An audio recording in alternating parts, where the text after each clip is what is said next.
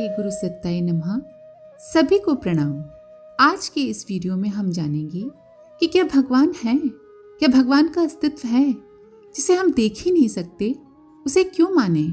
आइए पहले हम इसको एक कहानी के माध्यम से समझते हैं। पर उससे पहले यदि आपने हमारे YouTube चैनल देव परिवार को सब्सक्राइब नहीं किया है तो चैनल को सब्सक्राइब करें और बेल आइकन दबाकर ऑल पर क्लिक करें ताकि आपको आने वाले सभी वीडियो की नोटिफिकेशन मिलती रहे। अध्यापिका महोदया ने ब्लैक बोर्ड पे लिखा, क्या भगवान है?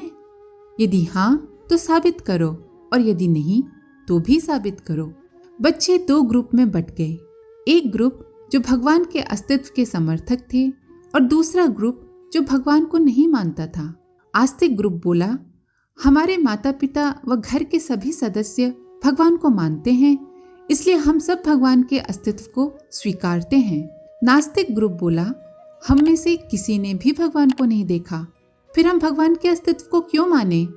इस पर आस्तिक ग्रुप का जवाब होता है, देखा तो तुमने हवा को भी नहीं, सूक्ष्म रोगाणुओं को भी नहीं, जीवाणुओं को भी नहीं। हवा से सांस लेते हो, रोगाणुओं से बीमार पड़ते हो और जीवाणु तुम्हारा भोजन पचाते हैं।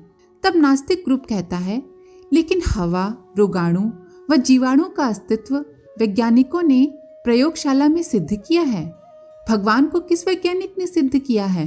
तब आस्तिक ग्रुप जवाब देता है, भगवान के अस्तित्व को आध्यात्मिक वैज्ञानिक ऋषियों ने सिद्ध किया है। जिस तरह रोगाणु, कीटाणु तुम आंख से नहीं देख सकते, वैसे ही भगवान इन स्थूल नेत्रों से नहीं देखे जा सकते हैं। उन्हें देखने के लिए आत्मदृष्टि चाहिए। शंकर भगवान के तृतीय नेत्र की तरह हम सबके भीतर भी एक अंतर्दृष्टि है जो जन्म से बंद होती है। उसे तप साधना के माध्यम से खोलना पड़ता है। मैडम, क्या आप इसे हमें अच्छे से समझा सकती हैं?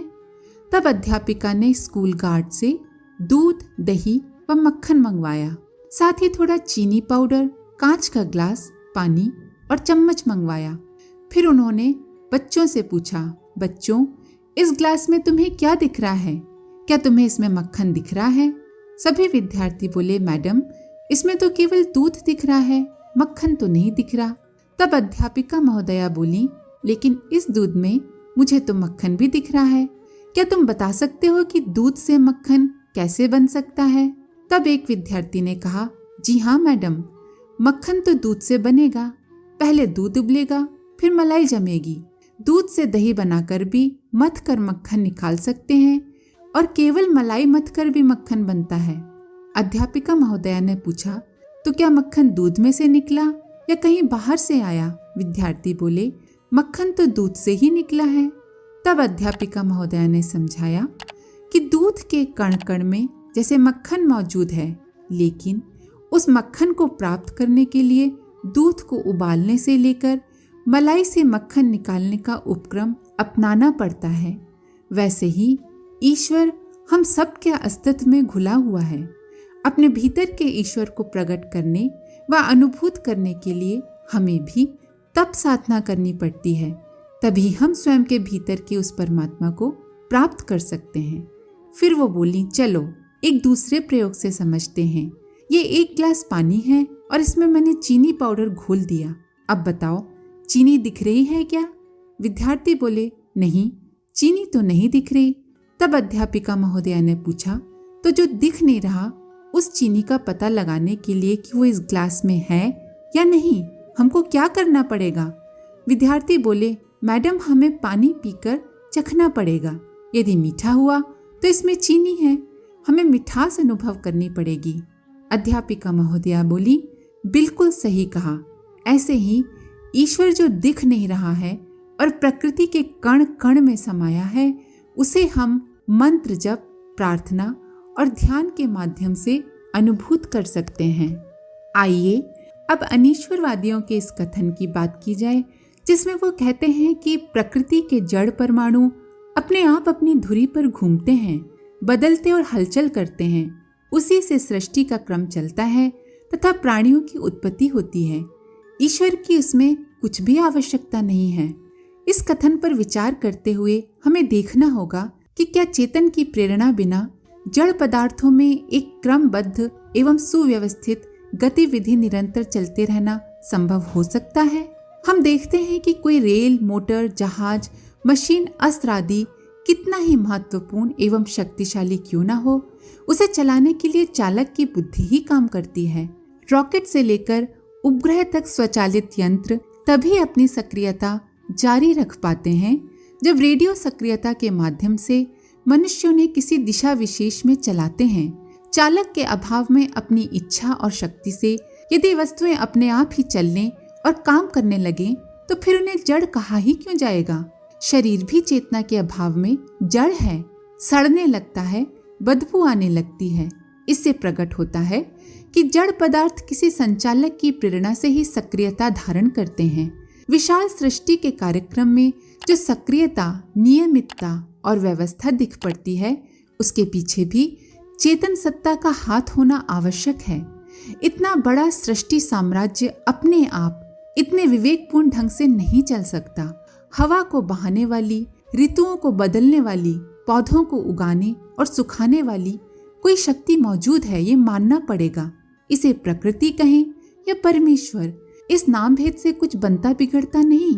पदार्थों में क्षमता मौजूद भले ही हो, पर उसे गतिशील बनाने वाली एक प्रेरक शक्ति का भी पृथक से अस्तित्व मौजूद है। अणु अपनी धुरी पर अपने आप नहीं घूमते, उन्हें घुमाने के लिए कोई प्रेरक शक्ति होनी ही चाहिए। बुद्धिहीन जड़ पदार्थ अपने आप अपना कार्य नियम पूर्वक करते रहेंगे, ये भला कैसे संभव हो सकता है? सूर्य, चंद्रमा, ग्रह, नक्षत्र अपनी अपनी धुरी तथा कक्षा में निर्धारित गति से घूमते हैं। यदि इसमें तनिक भी अंतर आ जाए तो एक ग्रह दूसरे ग्रह से टकराकर टूटने लग जाएगा और इसकी प्रतिक्रिया से अन्य ग्रह नक्षत्रों की भी गति व्यवस्था बिगड़ जाएगी। पर ऐसा होता नहीं है, क्योंकि इन सब का संचालन एक दिव्य सत्ता द्वारा हो रहा है।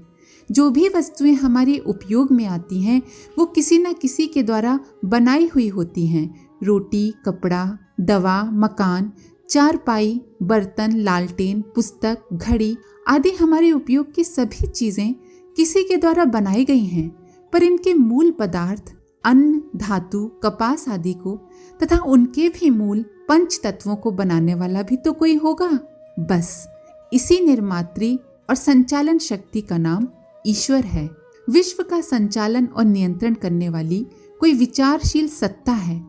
इसका अनुमान उसकी कृतियों को ध्यान पूर्वक देखने से सहज ही लग जाता है। जिस प्राणी को जिस परिस्थिति में उत्पन्न किया है उसके अनुकूल ही उसे साधन भी दिए गए हैं।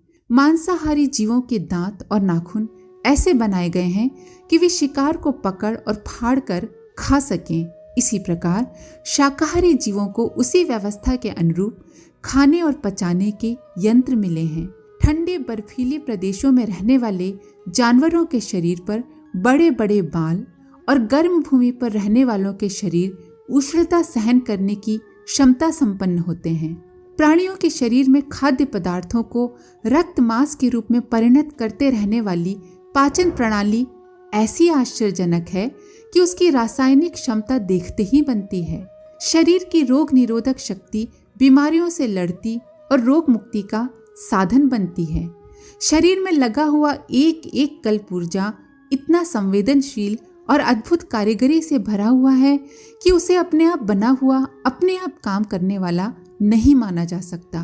प्राणियों की उत्पत्ति एवं विनाश की प्रक्रिया में संतुलन रहना एक ऐसा तथ्य है जिसे किसी विचारवन सत्ता का ही कार्य कहा जा सकता है।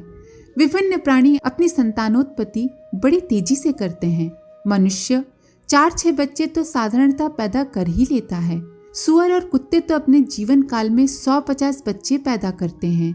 मक्खी, मच्छर, मछली, चींटी, दीमक आदि तो कई 100 अंडे देते हैं। मुर्गी को ही देखिए, वो अपने जीवन में कई 100 अंडे देती होगी। ये उत्पादन क्रम विश्व के लिए एक संकट सिद्ध हो सकता है। यदि एक भी प्राणी की यह वंशवृद्धि निर्बाध गति से चले तो उसके बच्चे ही सारी धरती पर कुछ ही वर्षों में छा जाएंगे और अन्य प्राणियों को तो खड़े रहने के लिए जगह भी नहीं मिलेगी। पर कोई सूक्ष्म सत्ता इस वृद्धि को नियंत्रित करने के लिए रोग, दुर्भिक्ष, अभाव आदि पैदा करती रहती है और वे सीमित संख्या में उतने ही बने रहते हैं जितने के लिए धरती पर गुंजाइश है। यदि ऐसा न होता तो करोड़ों वर्षों से चले आ रहे जीवधारी अब तक इतने हो गए होते कि उन्हें अन्य लोक में भेजने के अतिरिक्त और कोई मार्ग नहीं रहता। जिस ऋतु में जो रोग होता है उसको शमन करने वाली जड़ी बूटियां भी उसी ऋतु में होती हैं। फल, शाक और अन्नों के बारे में भी यही बात है। ऋतु की आवश्यकता के अनुसार ही पृथ्वी में से वनस्पति और फल फूल पैदा होते हैं। अलग अलग देश के निवासियों को वहीं की जलवायु और अन्य शाक औषधि अनुकूल पड़ती हैं। ये कार्य किसी विचारवान शक्ति का ही हो सकता है। नियंत्रण और संतुलन की कि ये महत्वपूर्ण प्रक्रिया अपने आप होती रहे ऐसा संभव नहीं है। इसके पीछे कोई विचारशील चेतन सत्ता ही काम करती है। उस ज्ञानवान चित्त शक्ति को ईश्वर नाम दिया जाता है, जिसे हम भले ही स्थूल नेत्रों से न देख सकें, पर हम उसे आध्यात्मिक प्रयास के द्वारा अनुभव जरूर कर सकते हैं। आज के लिए इतना ही। अपने सवाल व सुझाव कमेंट बॉक्स में लिखें। साथ ही वीडियो को सभी के साथ शेयर जरूर करें। आप सभी का बहुत बहुत धन्यवाद। ओम शांति। हमारे YouTube चैनल को सब्सक्राइब करें और बेल आइकन को दबाकर ऑल पर क्लिक करें ताकि नोटिफिकेशंस आपको मिलती रहें।